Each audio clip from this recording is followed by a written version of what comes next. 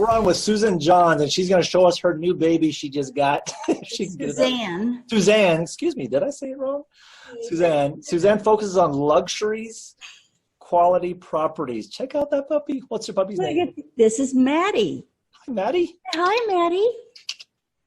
I don't know if she can see us. That's cute.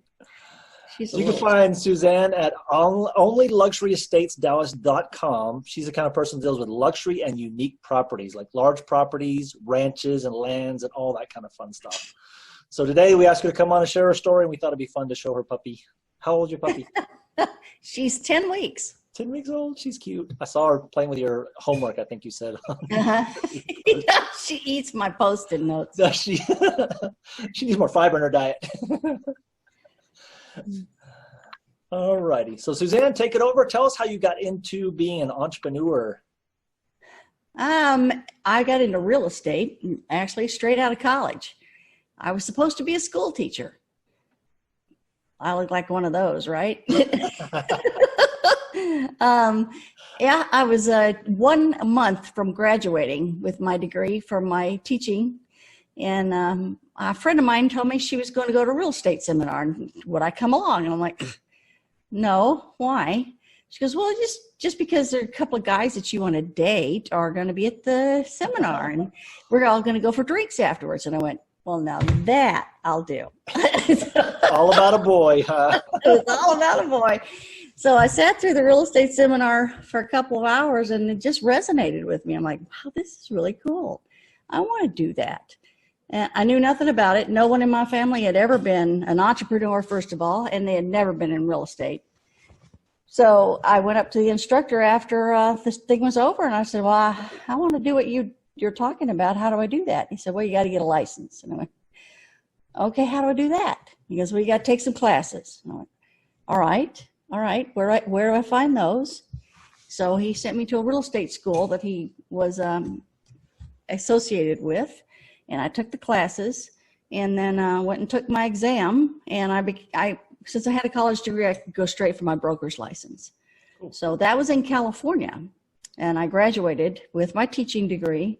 And of course, I did not want to become a teacher. My parents think to this day they still wait for me to get a real job, which is not going to ever happen. But I didn't know anything about the business. Nobody had told me anything. I'd never been in sales before. And I just knew it was something that was exciting, and I wanted to try it.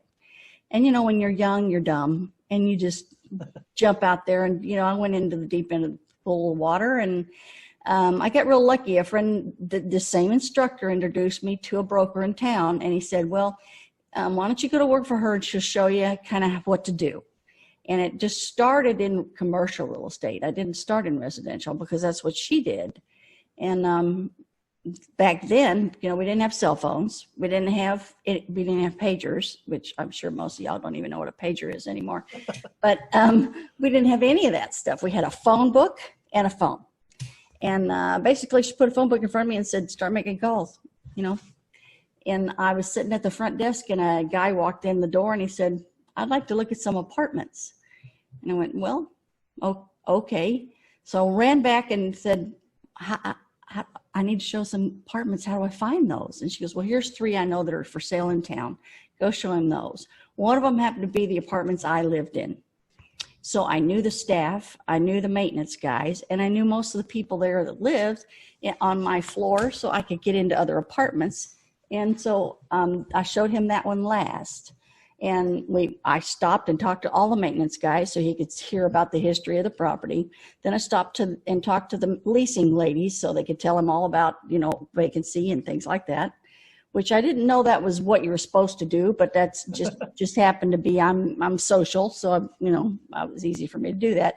Then went around and knocked on doors so that he could get in and take a look at the units themselves that people already lived in. You know, had he been just a buyer, nobody would have gotten him into units. They're already occupied. So anyway, we came back to the office and told him, I hope he had a nice time. I didn't know to ask for the sale. Nothing. I knew nothing. And I mean, you were green. I knew less than nothing. And wished him bye and you know, on his merry way. And about 20 minutes later, he came back in and he goes, I really kind of like to buy that last one you showed me. And I went, oh, okay, that'd be great. And then I ran back to my broker's office and said, how do I write a contract? Because I didn't know. Nobody had ever taught me that either. They don't teach that in school. Really? No, they don't. So anyway, she goes, well, the title company's next door. They've got spare contracts. They'll give you one and you can write it up. Well, I didn't know how to do it. And luckily I was friends with the people at the title company. And I said, I need help. So they said, bring them on in here. We'll write the contract for you. So they did. And it closed 45 days later. And the next thing that really is stupid, I guess, I didn't know what I was supposed to make when I sold those apartments. Nobody ever told me what the commission was. Mm-hmm. So I was just figuring I'd make maybe $1,500 and I'd be so excited about that. It would pay my car payment for the next couple of years. Mm-hmm. So I'm like, this is a great deal. I'm doing this forever. So they gave me my check at closing and I went out to the car and opened the check and I really wasn't paying attention. You know how you're messing around. And so I'm thinking, okay, $1,500, better go to the bank, open it up. And it was $45,000. Well, this was 1978. Guess how much money that really is now, Well, I've just about, what all over my car. And I went, oh my gosh, they paid me the wrong check. Oh, really? Yeah. Ran back into the title company and said, I think y'all gave me the wrong check. Would you give me the right one? She goes, well, let me see it. She opened it up. She goes, oh no, honey, this is your commission check. And I went, I'm doing this forever. And that's how I got into real estate. That's great. So it just, it's just one of those things where number one, I was dumb luck. Number two, I wasn't afraid to try. And number three, if I failed, it didn't matter to me. I just wanted to do it, And that's kind of how you have to do it when you get into to become an entrepreneur. I don't care what it is you choose. I don't care if you're going to be a basket weaver. Mm-hmm. If you got a passion for it and you're not afraid to fail, because look how many times, the guy, Alexander Graham Bell, look how many times he failed before he was able to put together the phone mm-hmm. or the telegraph or any of those guys. They didn't do it first time or second time or fifth time or 20th time. So that's the most important thing that you got to do. And I just kept trying from then. And I tried something different all the time. There's so many different facets of real estate. So that's why I went from doing commercial and then I started doing investments and I started doing 1031 tax-free exchanges. And every time somebody bring up something different, I would think, well, I need to learn that. And so then I would make sure that I would take the classes and get educated on it and then go out and give it a try.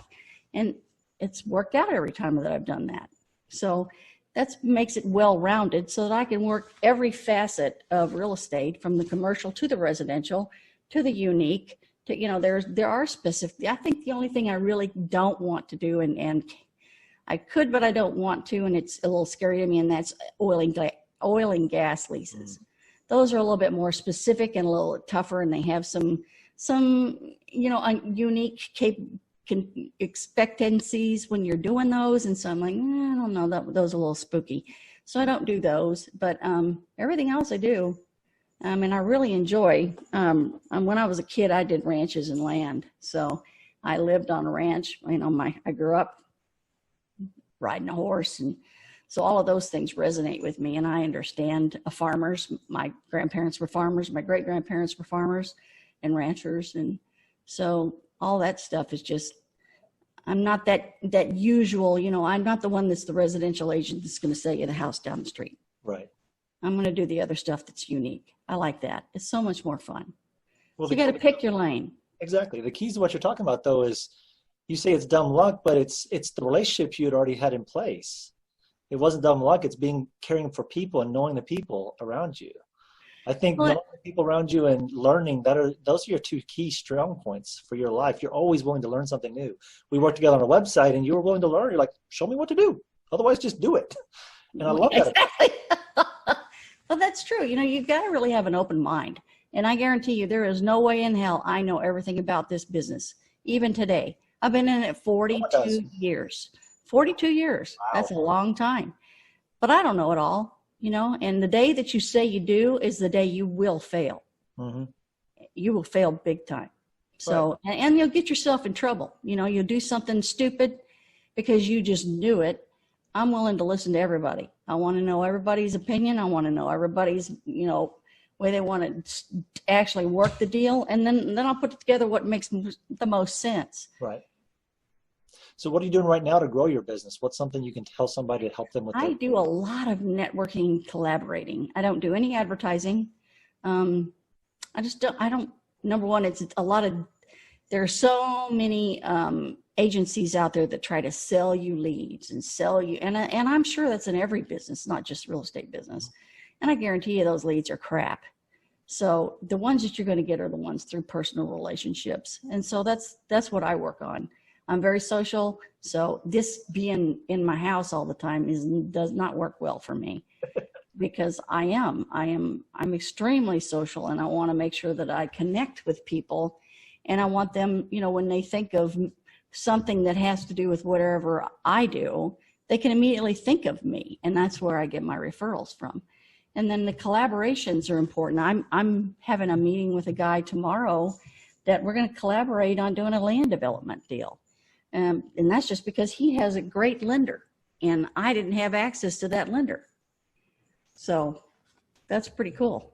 That is cool. So to help somebody understand, like, especially now in our digital world, a lot of the networking you're doing is online. How is that different than just like talking to somebody in person? How's it different from doing online? Yeah, because you have like 12 people on a screen or something. How does that work? Well, Give somebody some tips is what I'm saying. Right. I start paying attention to what they do. Okay. And where they're at, especially if they're going to have some kind of synergy for me, so that I see if it's something that I need to be able to get with them later. She's right here. We're trying to get the dog out. Sorry. She's all wound up. What happens when you call her? She's too little to pay attention. That's what it's from back here. Oh, hi. Yeah. Anyway, I love it. That's right. Well, life happens. Absolutely. But I really do pay attention to who's on the screen and who's on the call. Mm-hmm. So I'll know whether or not it's something I should ask them if they would like to get together off that call onto, a one-to-one or face-to-face. Everybody calls it something different. Right, of course. And then we can figure out if we have something in common or if we have a way that we can refer business to one another. Right. Because everybody does business with somebody that they know, like, and trust. Exactly. That's huge. And when you're on an online platform, I know you do like master networks, those kind of things. Mm-hmm. You message them within that platform. Do you call them? Do you email them? What's your best way of connecting with those people? Well, first of all, I connect through chat. That's on the Zoom. And then after that, then I find a whole lot better results if I text them or instant message them. So I try to text back and forth because then I get an automatic response. Doesn't give them a chance to forget that they met me. Right. Or that they were in the meeting or wherever, So that way I can get them on my calendar right away and we can figure it out. And if there's more that we need to discuss, maybe we only have a chance to talk for 30 minutes. Maybe we set up a second one after that to see if it's going to work. And some of them I've taken off where we actually are doing in live. So that if they're here local, right, then they don't want to do a Zoom after we've chatted for the first time, then I'll meet them for coffee or meet them for drinks or meet them for lunch. Exactly. And you use Facebook Messenger a lot. Yes, I do. That's great. So many people miss the point of that. Why do you think that's so powerful right now in our society? Because everybody is instant gratification. That's true. Seriously, that's exactly why. Because I know that's the very first thing that you will look at. As soon as you get an IM, they're going to look at it, even before a text. Yeah, because it's an alert. Something's happening on a platform that I know. That's right. And then I can forward things, or I can set it up where I send them information. And then if they want more information, then I'll get them to give me an email address, and then I'll send that via email. But then I will also tell them on instant message, I just sent that email to you. So that they'll know that it's there. That's smart. And do you find, do you do any prospecting on that, or is it all somebody you've already been warmed up to? Most of them are the ones that I've already met through my networking groups. Okay. And then I have different networking groups for different types of people.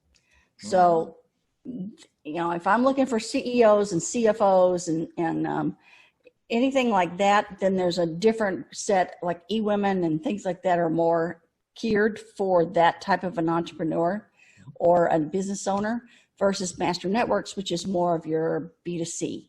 Mm-hmm. So, you have to decide what it is you're selling and whether or not that particular individual can, number one, refer the quality client you're looking for, or number two, buy your services. Yeah. And most of those folks in Master Networks aren't going to buy my services because those properties are going to be $750,000 to $1 million or right. more. Exactly. So otherwise, you need to be doing something like insurance or bookkeeping or, something like that. That's a whole lot lower dollar figure. Right. And have you found any more groups since you've been offline or in your house more, or? Yeah, I have found if you want another group that's really widespread, it's called Happy Networks. Happy Networks. I haven't heard that. Happy Networks. They are big, and they are coast to coast. And then if you really want, I think they've got a couple of meetings in Mexico or for Mexico, Canada, and somewhere out in Great Britain. Huh. That's a group I haven't heard of. And how many different groups are you currently involved in? Huh. You got to stop me down now, huh? I ain't got that many fingers. A lot. I make the rounds. Yeah. I really do make sure that, and here's what I learned. People will say, you're everywhere. Not really, but I make enough of the rounds that you think I'm everywhere. Right. Because you've seen me enough times in different places so that now my first time that come to mind, if something shows up that's in my purview that I work on or that I do, mm-hmm. I immediately come to mind. But I work hard at making sure that I get that notoriety or that, recognizability. Mm-hmm. Yeah. They all know my name. They all know who I am. Exactly. And it's a pinpoint focus too. You have a very specific thing. You're looking for people with ranches. You said you got to be over 50 acres, most of the people you deal with. And so that knocks out a whole bunch of people instead of wasting your time, be honest. Yeah, that's true. And that helps you. That's not all. I also do really expensive houses. Right. But somebody knows if they don't have $1 million project, they probably don't want to call you because that's not your forte. Not if it's $200,000. I probably won't be able to find much to you for you anyway. There's nothing in that price range anyway. Not anymore. No. All right. Well, how can people get in touch with you? Tell us how to get in touch with you, and we'll give a final thought and let you go about your busy day. All right. Easiest way is obviously my phone number, and you can text me or email me or instant message me as well. But if phone number is 972-639-6396. My email is SJ, because my name is Suzanne Johns, at SuzanneJohns.com, SuzanneJohns.com. And my website is onlyluxuryestatesdallas.com. Perfect. All right. Any last final tip you give somebody who's thinking they might want to do something in real estate, but they're not sure? Don't be afraid. Don't be afraid.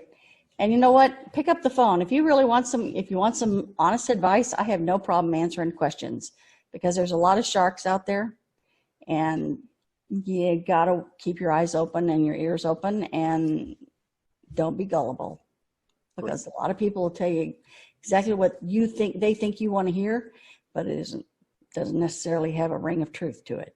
Right. It just sounds good. Sounds good. You bet. Yep.